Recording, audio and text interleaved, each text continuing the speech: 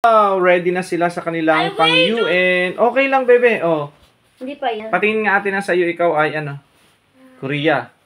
Yan. Si bebe ay my maid. Maid daw siya. Yan ay yung Red Riding niya na ano, nung sa book story. Ginawa namin ay Germany. yan, pasok ito sa pang Germany. Tapos nilagyan na laang namin itong ito. Dress. Yan, itong headdress na to. Bebe, ikot ka nga. Yan, o, di ba? So, siya daw ay maid gawa nung nasa harap na puti. Di ba? Ang ganda. So, ito namang suot ni ate, hiram lang. Thank you so much sa nagpahiram. Yan, ang ganda, di ba?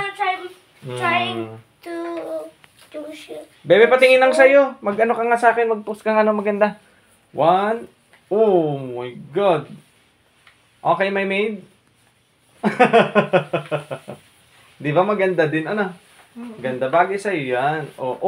Sige nga. 1, 2, 3. Oh, how about you, ate? Dito ka, isad ka dito, hindi ka kasakita. Yan. Go, ikot.